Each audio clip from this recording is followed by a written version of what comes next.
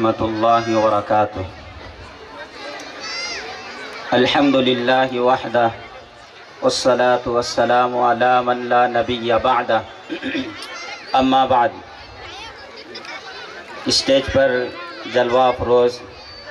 تمام حضرات علماء و ائمہ،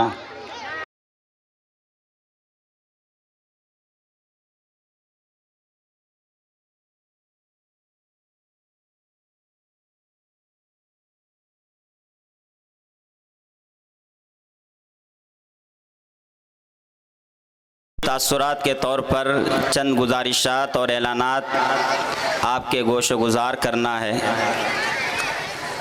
میں زیادہ دیر بچوں کے اور آپ کے درمیان میں حائل ہونا نہیں چاہتا، اس لیے کہ آپ ماشاءاللہ بہت قبل از وقت اپنے بچوں کا پروگرام دیکھنے کے لیے آئے ہیں۔ جو طلب ہے اس میں اور زیادہ حائل ہونا مناسب بھی نہیں اور موضوع بھی نہیں ہے، اس لیے کہ اس اسٹیج پر جو بات ہم کہنا چاہ رہے ہیں یا جو پیغام آپ کو دینا چاہ رہے ہیں یا جو نصیحت آپ کو کرنا چاہ رہے ہیں، وہی پیغام، وہی نصیحت، وہی بات یہ معصوم بچے، معصوم کلیاں اسٹیج پر آ کر اپنی زبان کے ذریعے سے، اپنے کردار کے ذریعے سے، اپنے ایکشن کے ذریعے سے آپ کو وہ پیغام و نصیحت دیں گے انشاءاللہ۔ تو اس لیے بچوں کے اور آپ کے درمیان میں زیادہ دیر حائل ہونا یہ مناسب بھی نہیں، یہ موضوع بھی نہیں۔ چند گزارشات ہیں، انشاءاللہ 5-6 منٹ کے اندر اپنی گزارشات اور اعلانات کو ختم کر دوں گا۔ ایسے پرفتن دور میں اور ایسے ماحول میں جو چاروں طرف کفر بولا جا رہا ہے، کفر سنا جا رہا ہے اور کفر دیکھا جا رہا ہے، تو ایسے پرفتن دور میں ماحول میں اپنے ایمان کی، اعمال کی حفاظت کرنا بے حد ضروری ہو جاتا ہے، اس لیے کہ ایک طرف اپنے بچوں کی تربیت بھی ضروری ہے اور عصری تعلیم سے آراستہ کرنا بھی ضروری ہے، اخلاق سے سنوارنا بھی ضروری ہے، تو دوسری طرف تعلیم بھی ضروری ہے اور ایمان اعمال کی حفاظت بھی ضروری ہے۔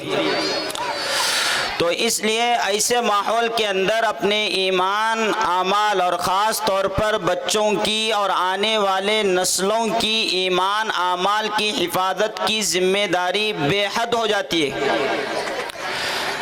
آپ دیکھیے کہ ایسے ادارے قائم ہیں، ہم جب صبح میں اپنے بچوں کو بھیجتے ہیں ایمان کی حالت میں، اعمال کے ساتھ، سنت کے موافق، تو پھر وہ ایسے ماحول کے اندر تعلیم پاتا ہے، ایسے ماحول کے اندر کچھ وقت گزارتا ہے، تو شام ہوتے ہوتے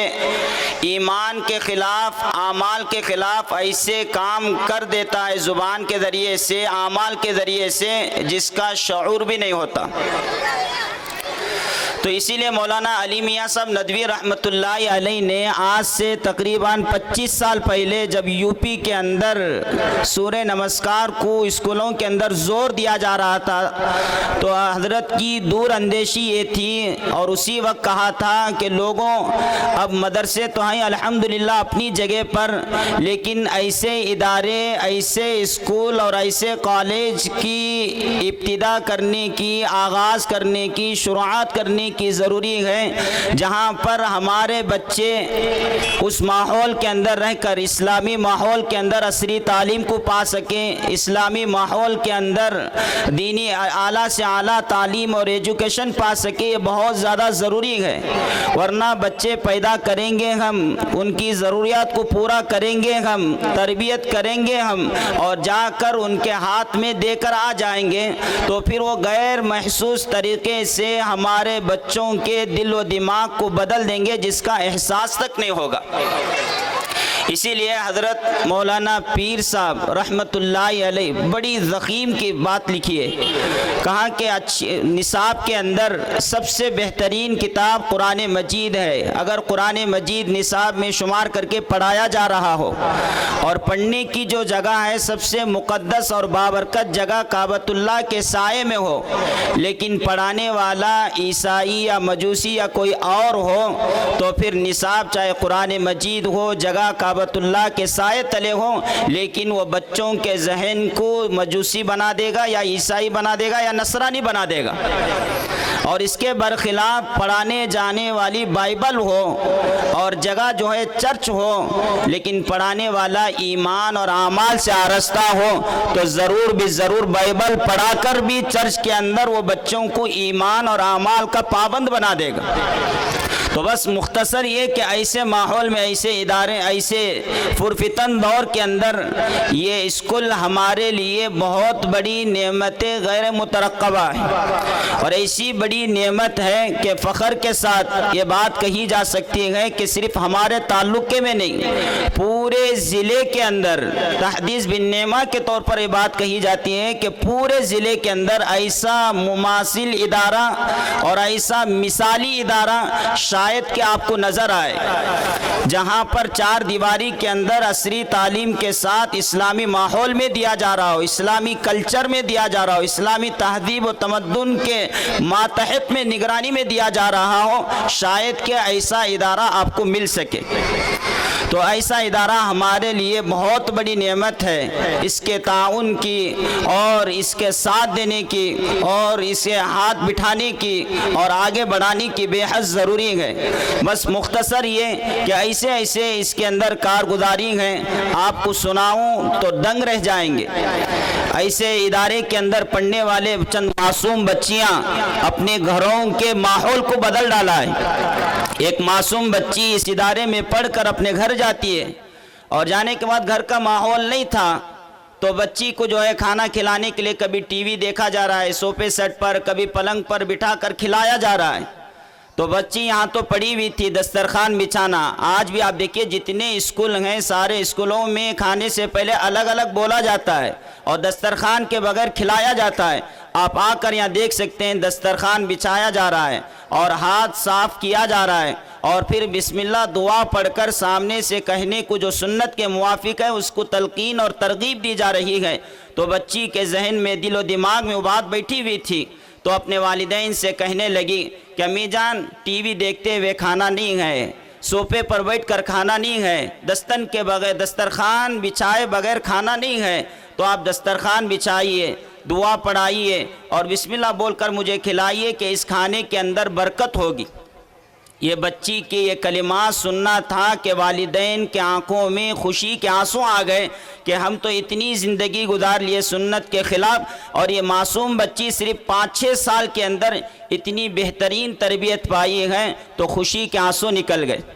تو ایسے اداروں کے اندر بچوں کے ایمان کی حفاظت ہوتی ہے، اعمال کی حفاظت ہوتی ہے، اور عصری تعلیم بھی یہاں پر دی جاتی ہے اور اعلیٰ سے اعلیٰ تعلیم یہاں پر ملتی ہے۔ تو ایسے اداروں کا زبان کے ذریعے سے، کردار کے ذریعے سے اور اپنے مال کے ذریعے سے اور جس اعتبار سے بھی ضرورت پڑے ہر اعتبار سے ساتھ دینے کی، تعاون کرنے کی بے حد ضروری ہے، کریں گے انشاءاللہ۔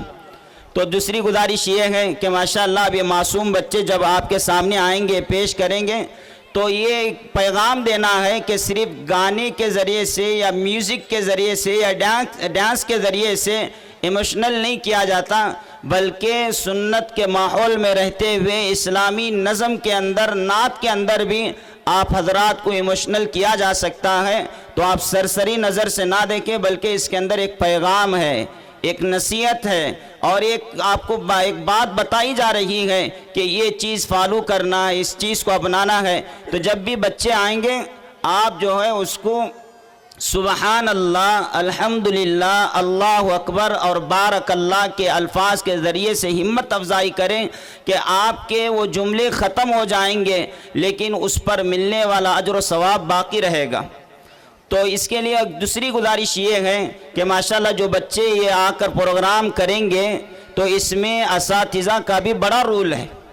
اس لیے کہ ہم 5-6 سال کے بچے 4-5 گھنٹے سنبھالنا مشکل ہو جاتا ہے، اور بچے جب ناک صاف نہیں کر سکتے، صحیح طور پر اپنے گریبان کا بٹن ڈال نہیں سکتے، تو ایسے بچوں کو تربیت کرنا اور ان کو سکھانا اور اسٹیج پر لا کر آپ کے سامنے اس پیغام کو سنانا، یہ بہت بڑی گویا کہ جتنی بھی تعریف کی جائے پھر بھی کم ہے۔